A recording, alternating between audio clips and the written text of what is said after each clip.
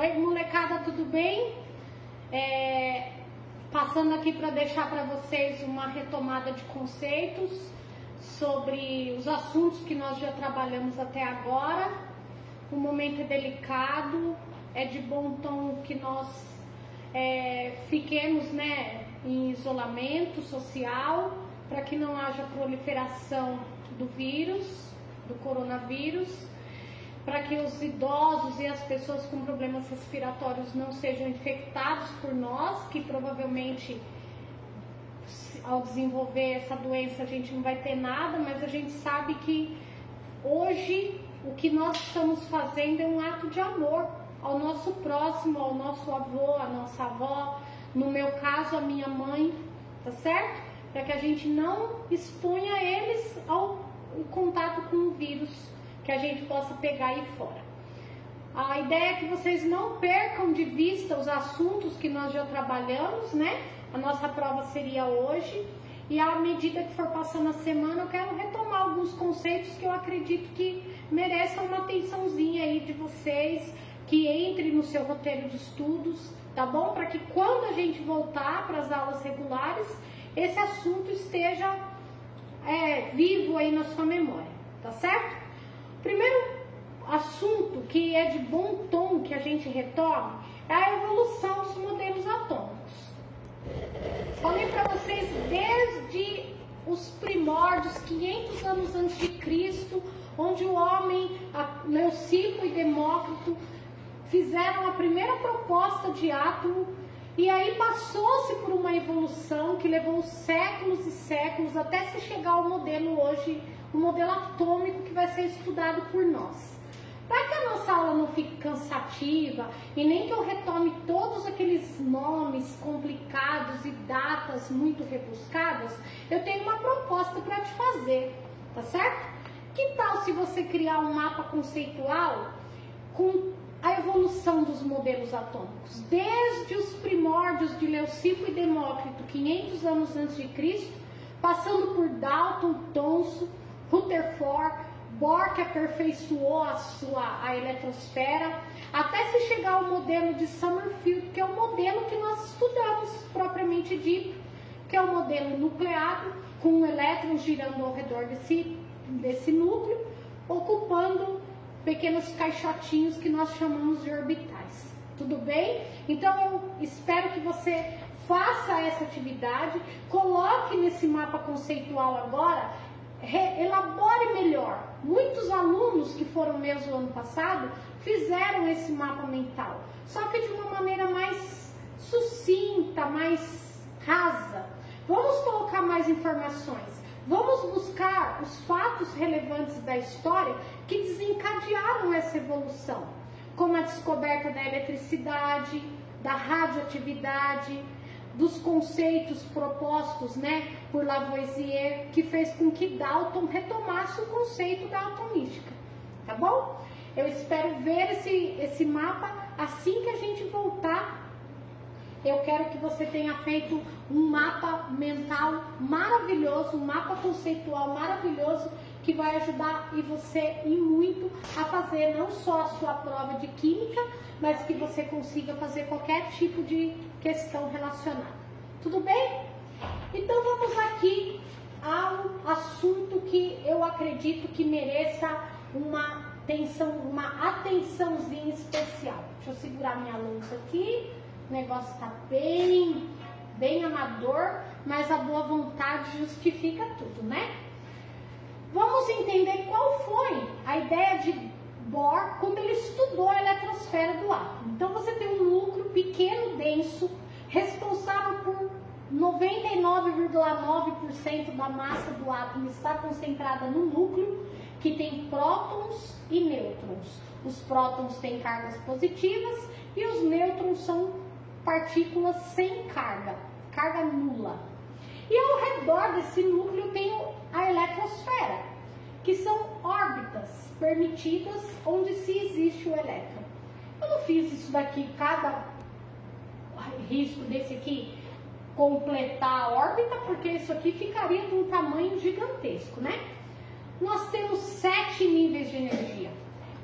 Quando eu falo nós temos 7 níveis de energia é para atender a necessidade do número atômico 118, que é o maior número atômico, é o maior elemento químico configurado, estabilizado, presente na tabela periódica. Não quer dizer que se amanhã ou depois alguém descobrir um elemento químico que tem um número muito maior que esse, que haja necessidade de novos níveis, ok, isso vai ser feito, tá bom? Para o número atômico 118, 7 são os níveis de energia, que são os átomos, né, que possuem elétrons distribuídos. Esses níveis são numerados de 1 a 7. Quanto mais distante do núcleo, maior a energia desse elétron. E eu também chamo esses níveis de camadas. Então, quando eu falo em níveis, eu falo em números. Quando eu falo em camadas, eu falo em letras, que vai da letra K, L, M, N, O, P, Q. Por que eu escrevo um embaixo do outro? Crianças, porque vocês precisam relacionar que o nível 1 corresponde à camada K, o nível 2 à camada L, o nível 3 a M, 4 N, 5 O, 6 P e 7 Q. Tudo bem? Aqui embaixo em azul eu coloquei o número de elétrons presentes em cada camada. Então na camada K eu tenho 2 elétrons. E esse 2 é o número máximo de elétrons que comporta a camada K. Você pode colocar um elétron, mais 3, não, porque não cabe. Passa-se automaticamente para a camada mais externa. A camada L comporta no máximo 8 elétrons.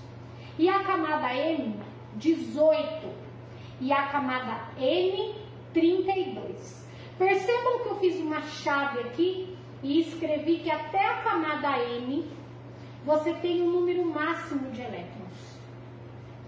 A partir da camada N, até cabem mais elétrons, mas nunca foi preciso colocar, porque o nosso maior número atômico é 118. Então, a partir da camada N, as camadas estão incompletas. Mas o máximo que se colocou até hoje na camada O foram 32 elétrons. E o máximo que se colocou na camada P, 18. E o máximo que se colocou na camada Q, 8. Professora, cabe muito mais que isso? Muito mais. Muito mais. Tá bom? Só que nunca houve a necessidade. E dentro desses níveis, os elétrons não ficam voando aqui. Eles vão ocupar pequenos casulos que nós chamamos de subníveis. Os subníveis estão dentro dos níveis. Quais são os subníveis? S, T, D, F. Sapo pula dentro e fora. O subnível S cabe no máximo 2 elétrons. 2 elétrons. Então, na camada K, você vai precisar de somente um subnível. Então, vai ficar 1, S, 2. Na camada L, cabe no máximo quantos elétrons? 8. Então, você precisa de um subnível S e um P. Então, aqui você tem o S e o P. 6 com 2, 8.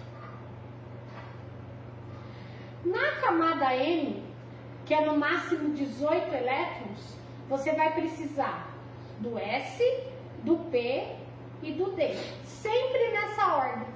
Você não pode colocar, vou pular um 14 aqui, aí eu coloco mais 2 S, que aí vai dar... Não, sempre obedeça. Sapo, sapo pula dentro, sapo pula dentro fora. Beleza? No M, então, eu vou precisar do S, do P e do D. E no N, então, crianças? No N, como 32, 14, 24, 32. Então, eu vou precisar do S, do P, do D e do F. 2. Cortou. Continuando. O M foram os 4 subníveis. E o P, o O, crianças, vai ser a mesma coisa. Porque cabe mais, mas o máximo que eu usei até hoje é SPDF. 2, 6, 10, 14. Professora, e o P, que é 18? SPDF. 2, 6 e 10. E no 7, que são 8 elétrons, você vai precisar do S e do P. Agora, meninos, imagina a confusão que ia ser eu colocar uma prova com 10 questões e você tivesse que fazer isso a cada questão. Você ia demorar demais. Alguém muito esperto, que é um contemporâneo nosso, Linus Pauling, ele percebeu que todos os elétrons obedeciam exatamente a mesma ordem crescente de energia. Eles sempre ocupavam os níveis sempre da mesma forma. Ele observou isso para todos os elementos químicos e isso é uma constante. Por isso que você usa como ferramenta o diagrama de Linus Pauling. Ele criou esse diagrama obedecendo a ordem crescente de energia de ocupação dos elétrons em níveis e subníveis. O que eu fiz? Eu peguei exatamente,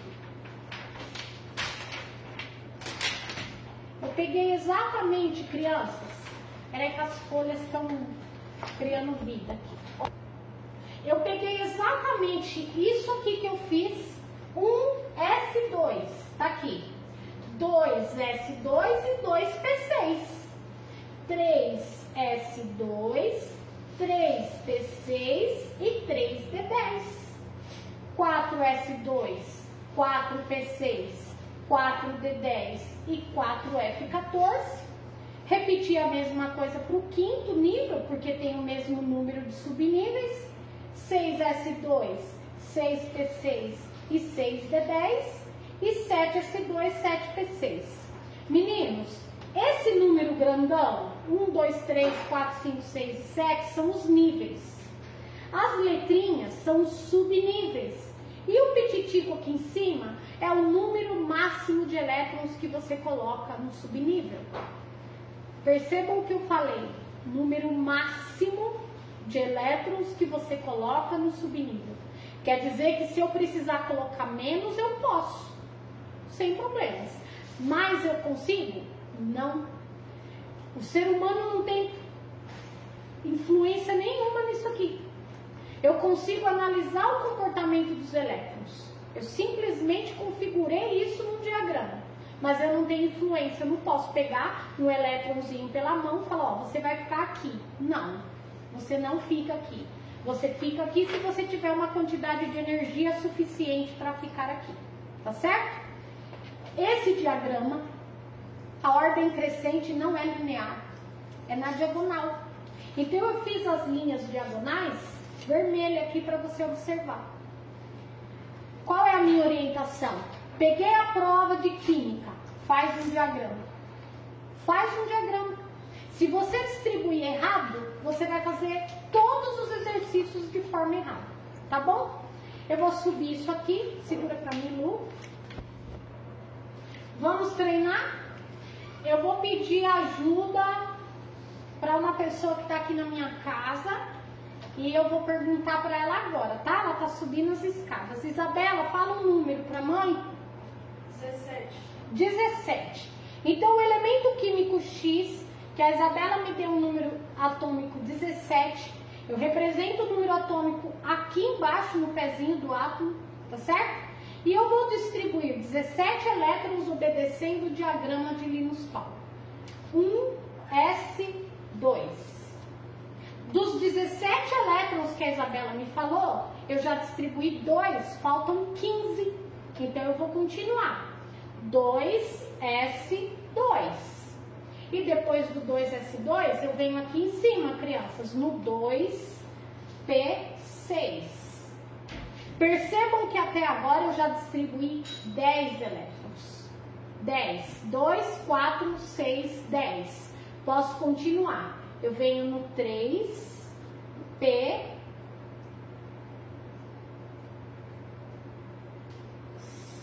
6. Não, 3S2 primeiro. Olha eu fazendo bobagem. 3S2 e agora vai ser o 3P5. 2, 4, com mais 6, 10, com 2, 12, com 5, 17. Essa é a ordem energética da distribuição eletrônica do átomo, cujo número atômico 17. Eu vou fazer uma segunda distribuição. Essa segunda distribuição que eu vou fazer, o nome dela é geométrica. Nossa, professora, para a aula que eu vou precisar pegar uma régua para fazer a ordem geométrica. Não, a ordem geométrica é quando você agrupa os níveis iguais. Então eu vou pegar todo mundo que é número 1, um S2. Não tem mais nenhum número 1, então você passa uma barra. Vou pegar todo mundo que é número 2. 2S2 junto com o 2P6. Vou pegar todo mundo que é no terceiro nível. 3S2 junto com o 3P5. Tá aqui. Essa é a ordem geométrica. Por que que essa ordem é boa? Porque já aparece, crianças, a distribuição em camadas. O nível 1 corresponde à camada K. E tem quantos elétrons aqui? 2. O nível 2 corresponde à camada L. Quantos elétrons tem aqui? 8. E a camada, a última camada, que é a camada M, tem quantos elétrons? 7. Pronto. Mas você tinha falado que a camada M cabe 18 elétrons. Máximo. O número máximo é o máximo que eu consigo colocar. Qualquer valor menor que o máximo, beleza. Tá bom? Então, a minha camada M, nesse caso aqui, tem 7 elétrons. Então, aqui eu já fiz a distribuição energética, geométrica e em camadas. Agora eu vou falar para vocês sobre a camada de valência. A camada de valência é o maior nível. Crianças, que número é esse? 1, nível 1. Que número é esse? 2, nível 2. E que número é esse? 3, nível 3. Sem forçar seu cérebro. Qual nível é maior? 1, 2 ou 3? 3, professora. Então a minha camada de valência é a terceira. E quantos elétrons ela tem, crianças? 7. Com 7 elétrons. Sabe onde o meu aluno erra? Quando ele fala que tem 5 elétrons na camada de valência. Ele esquece de somar esse número 2 aqui, ó, que também está no terceiro nível. Então veja como é interessante fazer a distribuição em camadas. Esse número que está aqui embaixo é exatamente o número de elétrons que tem na camada de valência. Belezinha? A última informação. O subnível mais energético. Esse é o centro nervoso do átomo. É onde tudo acontece. O subnível mais energético, olha aqui para mim. É a última coisa que você escreveu na distribuição energética. Então volta aqui, olha aqui, vem o dedinho, acompanha aqui. Essa é a distribuição energética, não é mesmo? Qual foi a última coisa que você escreveu? 3P5, não foi? Então, o seu subnível mais energético é o 3P5. Por que a gente faz tudo isso daqui, bro? Por que energética, geométrica, camada de valência e subnível mais energético? O próximo assunto que a gente vai ver, que é a localização do elemento na tabela periódica, é exatamente a interpretação disso. Então, quando um aluno fala para mim, professora, a gente vai ter que decorar a tabela, para quê? Que você vai gastar seu tempo, seu neurônio, decorando uma coisa que foi construída a partir de um domínio de conceito. A tabela periódica só foi estruturada daquela forma, obedecendo número de colunas e linhas, exatamente porque alguém organizou os dados da distribuição eletrônica de todos os 118 elementos químicos. Tá certo? Qual que é a minha ideia agora? Eu vou deixar um exercício de fixação para você. Você vai seguir exatamente esse modelinho aqui. Energética, geométrica, camada de valência, né? Com seus respectivos números de elétrons e o subnível mais energético. Desses elementos químicos aqui, eu quero do elemento A, número atômico 35, o B, 63, o C, 81 e a letra D, número atômico 26. Na nossa próxima aula, eu vou partir que você já tenha feito essa distribuição eletrônica em níveis, subníveis, geométrica, energética, geométrica, camada de valência e subnível mais energético. Desses 4 exemplos, e aí a gente vai começar a fazer a localização na tabela periódica. Com certeza vai ficar muito mais fácil interpretar as informações dessa forma e em seguida também vai ser extremamente fácil você encontrar o conjunto dos 4 números quânticos de qualquer elétron desses átomos aqui. Não só desse, como de qualquer um outro da tabela. Eu espero que vocês façam esses exercícios. Vamos fazer dessa fase difícil um momento de redescobrir, né, as nossas habilidades e dizer para vocês que logo tudo isso vai passar e todos nós estaremos juntos novamente. Um beijo grande, até a nossa próxima aula. Beijo!